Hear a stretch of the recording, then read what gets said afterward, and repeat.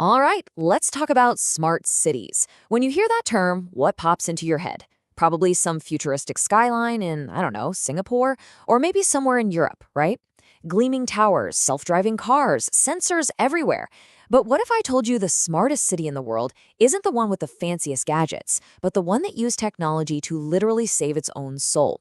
Today, we're going to Medellín, Colombia. So yeah, let's just start right there. What does smart even mean when we talk about a city? Is it really just about sensors and data and making the trains run on time? For a long time, that was pretty much the whole conversation. But Medellín's story?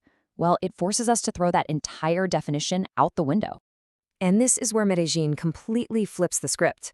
See, while most of the world was chasing technology for its own sake, Medellín came along with this radical idea.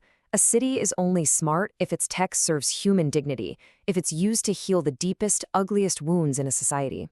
Now, to really get why this was so revolutionary, you have to understand the hell Medellín was climbing out of. Back in the 1990s, this number, 381, was the city's homicide rate. That's 381 murders for every 100,000 people. It was, without exaggeration, the most dangerous city on Earth. The stakes don't get any higher than that. So, while other cities were building their shiny glass towers as a kind of luxury, Medellín's innovation was born from sheer, desperate need. They couldn't just follow some pre-written smart city blueprint. They had to hack the entire concept to solve literal life-or-death problems. And that brings us to their core strategy, something they called social urbanism. The idea behind this is it's brilliant. They decided to stop treating violence like a simple crime wave and start treating it like a bug in the city's operating system, a deep flaw in the social code caused by the state just being completely absent. So here's the big idea, right? Social urbanism takes that smart system logic but applies it to messy, human, analog problems. It says we're going to use urban planning and architecture and technology not just to be efficient, but as actual weapons for building peace and pulling marginalized people back into the heart of the city. So let's look at how they put this into practice. Case study number 1, and it's probably their most famous. They started by reframing public transportation, not as a convenience, but as a basic civil right.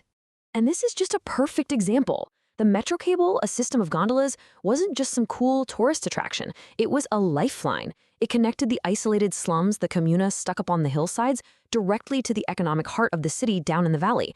And in doing that, it was a total game changer. It slashed 2-hour commutes down to 20 minutes. It gave a whole hidden workforce access to real jobs. And maybe most important of all, it shattered the physical control that local gangs had over these neighborhoods. But connecting people physically, well, that's just step 1. The city knew it had to change its whole economic DNA. It wasn't enough to connect people to old, dying jobs. They had to create the jobs of the future. And this is where Ruta N comes in. The city went all in on building this massive innovation district. And it worked. They pulled in tech companies from all over the world. But this wasn't just about economic numbers. It was a direct assault on organized crime. By turning the city into a tech hub, they offered young people a genuine, compelling choice, a keyboard and a future, instead of a gun and a dead end. All right, the third pillar is maybe the most techie part of the strategy, but it has this incredibly humane twist. They decided to use big data not for surveillance, but for proactive, preventative care. They basically built what you could call an internet of people. They used data to spot red flags popping up in tiny micro-neighborhoods, things like a spike in kids dropping out of school or an increase in domestic violence calls. But here's the genius move. The first person to knock on a door wasn't a cop. It was a social worker sent in before things exploded into a full-blown crisis. The whole system is built on prevention, not punishment.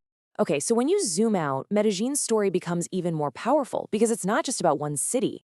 It's like a mirror held up to the rest of Latin America, reflecting the critical choices its neighbors are facing as they fight the exact same battles.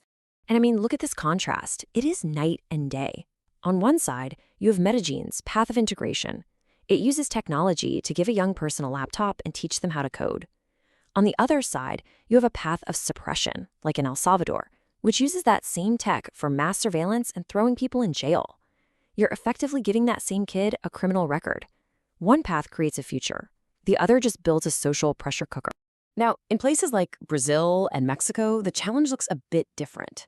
There, you've got these massive crime syndicates that act like a parallel state. They offer their own logistics, their own financing, even their own brutal brand of justice. And Medellin's lesson here is that the state can't just be absent. It has to show up and outcompete them. If a cartel is the only one providing security and services, the state has to come in with better libraries, with free Wi-Fi, and with real tangible opportunities. You have to be the better deal. Of course, this all leads to the billion-dollar question that I'm sure you're asking. This sounds incredible, but how on earth do you pay for all of it? Where does the money actually come from? The answer? The secret sauce is this number, 30%. That's the percentage of profits from EPM, the city-owned public utility company, that by law has to be transferred directly into the city's social budget. And this creates this amazing, self-funding, virtuous cycle. Think about it. Citizens pay their light and water bills to a public company. That company is run efficiently, like a real corporation, so it turns a profit. Then, a huge chunk of that profit goes right back into the city's budget to pay for the very things transforming their lives. The cable cars, the library parks, the tech centers. The economy is literally fueling the peace. So really, what Medellín offers the world is a new way of thinking about what it means to be a strong, sovereign city in the 21st century. It's a vision where your strength isn't just measured by your police force, but by your creativity and your compassion. And it all comes down to this single, powerful idea. The opposite of violence isn't just more force. It's not just suppression. The opposite of violence is intelligence. The intelligence to invest in your own people, to build bridges instead of walls, and to build a city where a kid's dream isn't limited by the neighborhood they were born into. Which leaves us and the entire region with this final, critical choice that Medellín's story puts on the table. As these countries fight for their futures, which path will they choose? The extended open hand of innovation and inclusion, or the closed iron fist of control? That choice is going to define a generation.